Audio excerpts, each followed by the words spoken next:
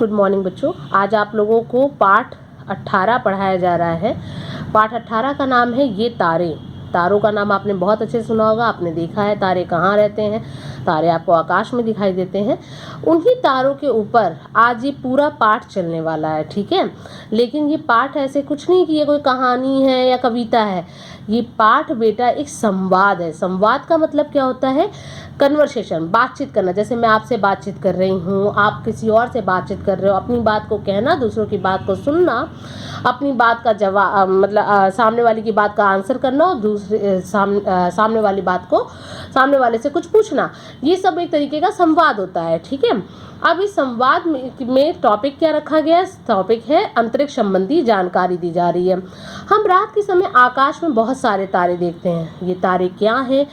इन तारों का क्या उपयोग है, मतलब क्या प्रयोग कर सकते हैं? इन तारों का होना क्यों जरूरी है? ये तारे छोटे क्यों दिखाई देते हैं या विभिन्न रंग में क्यों दिखलाई देते हैं?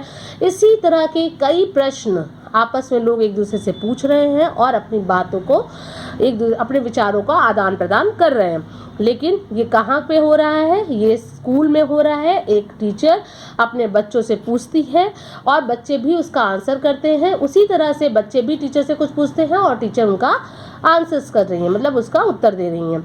अब आपको, जैसे आप लोग की क्लासेस हम लोग लेते हैं, वैसे ही यहाँ पे क्लास चल रही है। समझ लीजिए कि आज एक छोटे से टॉपिक पे टीचर डिस्कशन कर रही है बच्चों के साथ, है ना।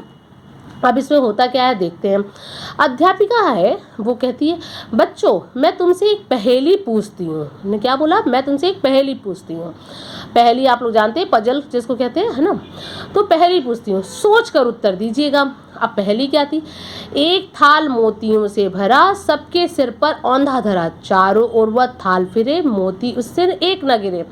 अब उन्होंने जो बात बोली, सब बच्चे सोचने में लगे कि भाई क्या हो सकता है, इसका अर्थ क्या होगा, इसका उत्तर। अब मतलब समझ लो, एक थाली है, थाली का मतलब प्लेट में मोतियों से भरी हुई है और सबके सिर पर औंधा धरा हुआ है, मतलब उल्टा रखा हुआ है।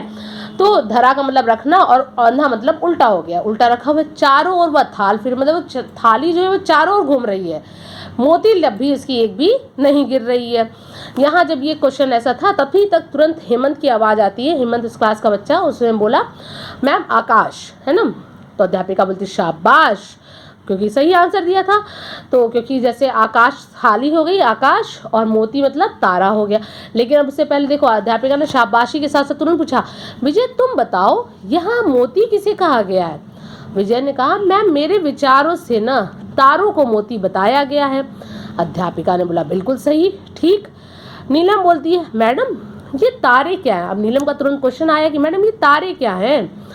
तो अध्यापिका ने उसका उत्तर देते हुए कहा, तारे चमकते हुए अनेक सूर्य हैं। सूर्य आप लोग जानते हैं, सूरज। तो तारे जो है चमकते हुए अनेक सूर्य। अब आप सोचो, आपने तो सूरज एक ही देखा है, आप हैरान, मैम ये क्या बता रही हैं इसकी। तो तारे जो है बेटा सब सूर्य के जैसे ही हैं, ठीक है। लेकिन अब जो हमें प्रकाश, अब ये इतनी ही बात बोली, तब तक जो है किसी बच्चे ने बीच में रोक दिया और टीचर अपनी बात को पूरी नहीं कर पाई, ठीक है। तो सचिन ने बीच में रोका, मैडम सूर्य तो बहुत बड़ा दिखाई देता है, फिर ये तारे इतने छोटे क्यों दिखाई देते हैं? जैसे आपके भी दिमाग में ऐसे ही क्वेश्चन आता होगा कि मैम बीच में मैडम सूर्य तो बहुत बड़ा दिखाई देता है, फिर ये तारे इतने छोटे क्यों दिखाई देते हैं? अब ये बहुत बड़ा क्वेश्चन जैसे ही आया, तो टीचर समझाना चाह रही थी, एक तो उनकी बात पूरी नहीं हुई। अब उन्होंने कहा ठीक है, तो अध्यापिका जो है अपनी बात आगे कहने जा रही थी कि क्या हुआ आगे।